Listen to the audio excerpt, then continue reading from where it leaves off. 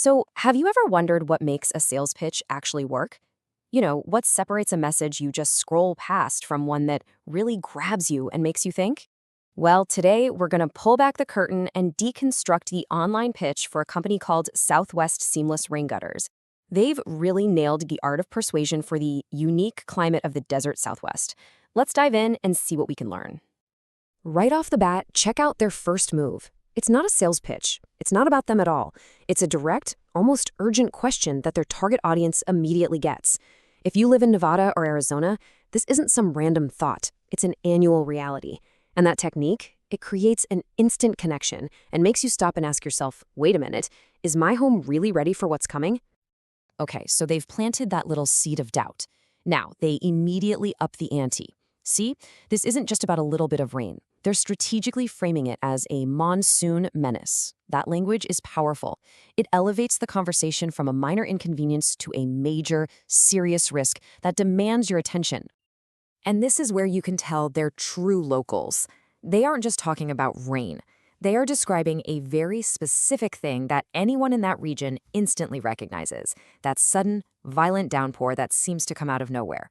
That specificity is so crucial. It builds their credibility and makes the threat feel way more immediate and real.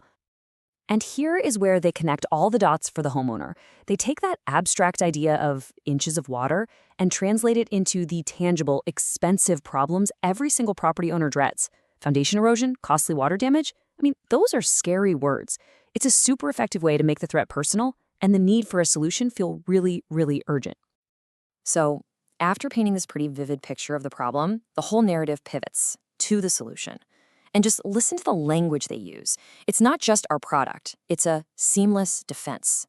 That term is chosen so carefully. It implies strength, security, a complete answer to that menace they just spent all that time describing. Now, this definition here is a really key differentiator for them. By emphasizing fabricated on site, they're highlighting how custom their solution is. And, they're also subtly pointing out the weaknesses of those off-the-shelf products, the ones with seams that can leak and fail. It's a really clever way to position themselves as the superior expert choice. But look, a great product is only half the battle, right? You also have to trust the people who are actually installing it. And that is exactly where their pitch goes next. The focus shifts from the what to the who. They're not just selling a product anymore, they're selling their expertise.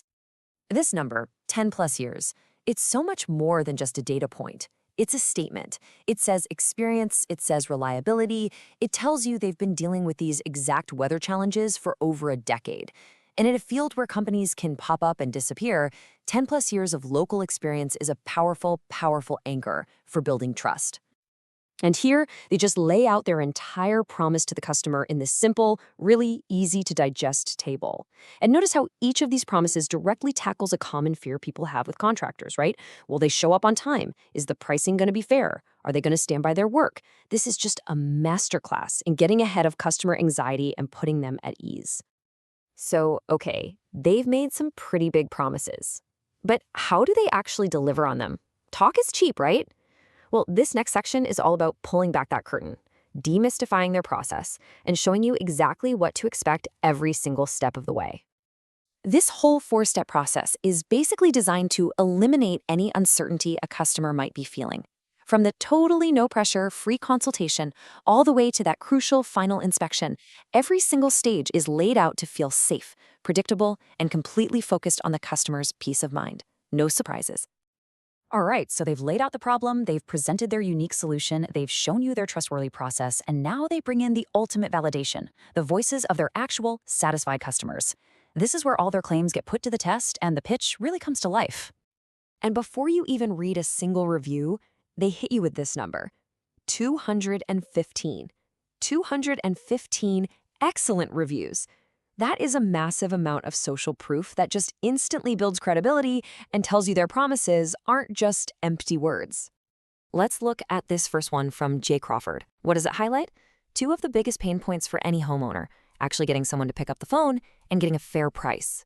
By showcasing this specific review, they're directly tackling those common frustrations right out of the gate.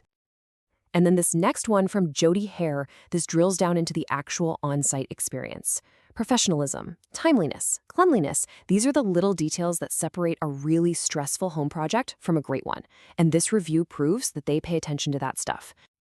And this final review, man, it gets to the absolute heart of what every single customer wants: reliability. And that line from Linda Malone, which is rare nowadays, that is so powerful because it's so relatable. We've all been there. It instantly positions this company as the exception to a very frustrating rule. So, what can we learn from all this? I mean, a truly effective pitch isn't about pushing a product. It's about telling a really compelling story. It's a narrative that identifies a real problem, presents a credible solution, builds trust with a clear process, and then backs it all up with undeniable proof. And then they end by turning that entire story right back on you. And that's the ultimate goal of any great pitch, isn't it? To make you stop and think about your own situation. So I'll leave you with the same question they do, because it really is one worth considering. What's protecting your foundation?